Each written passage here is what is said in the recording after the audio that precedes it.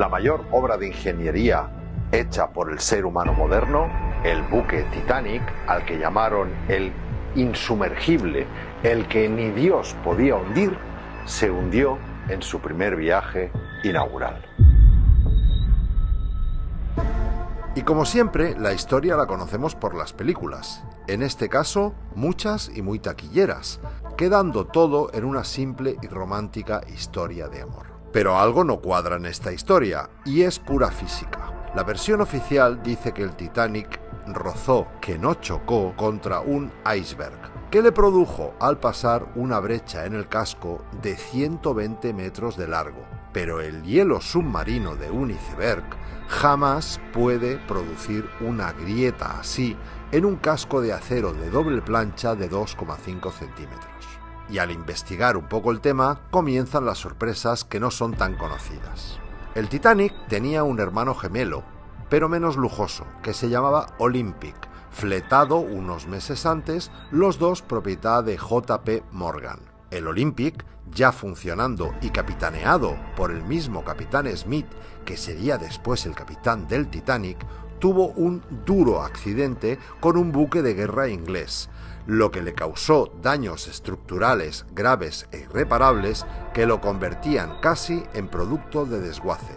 Pero su propietario, J.P. Morgan, no había asegurado el Olympic y tenía que hacerse cargo de la reparación de las dos naves. En Belfast, en 1911, estuvieron los dos barcos juntos en el astillero y en esos meses les cambiaron el nombre a los cascos, añadiendo una cuarta chimenea que no funcionaba y decoraron el Olympic averiado para que suplantara al Titanic. Y en el famoso viaje inaugural salió el Olympic averiado y escorado, haciéndose pasar por el Titanic. Con esto, la compañía de seguros cubrió la operación con $5 millones de la época y el auténtico Titanic siguió navegando bajo el nombre del Olympic hasta 1935. Curiosa historia, ¿verdad? Pero esa no es la única sorpresa, ni mucho menos, porque 5 días antes que el Titanic salga un buque llamado SS Californian, del mismo propietario, J.P. Morgan, cargado tan solo con mantas y jerseys,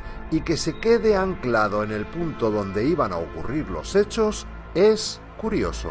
Que antes de que zarpe el Titanic retiren la mitad de todos los botes y chalecos salvavidas es inquietante. Que el capitán Smith, con 25 años de experiencia y perfecto conocedor de la ruta, se desvíe de su destino y desoiga 7 alertas por iceberg es raro. Que el vigía no disponga de su principal herramienta, unos prismáticos, es ridículo.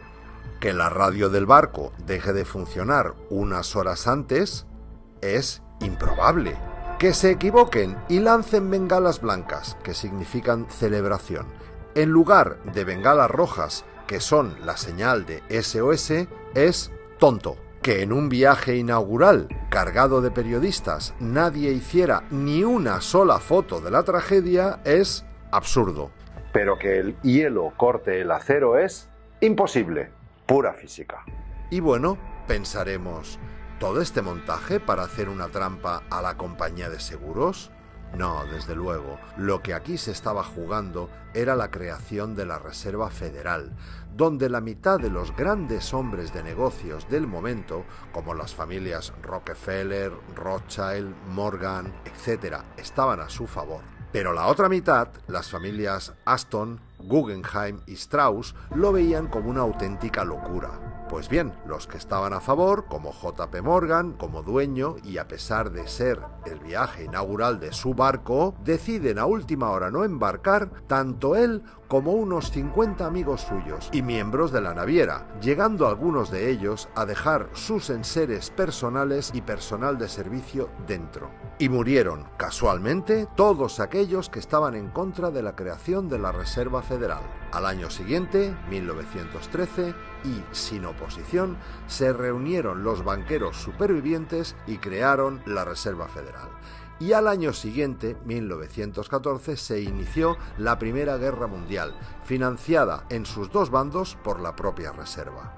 Pero llega el momento, en 1985, en que encuentran el Titanic a 3.000 metros de profundidad y, ¡oh, sorpresa!, resulta que no tiene ninguna brecha de 120 metros, sino que tiene varios agujeros de entre 1 y 50 centímetros producidos al parecer por varias explosiones que se produjeron desde dentro hacia afuera, y en las hélices el nombre de Olympic. La sorpresa final nos la llevamos cuando existe un libro, además llamado Titán, de Morgan Robertson, describiendo al milímetro lo ocurrido en el Titanic, pero escrito 14 años antes.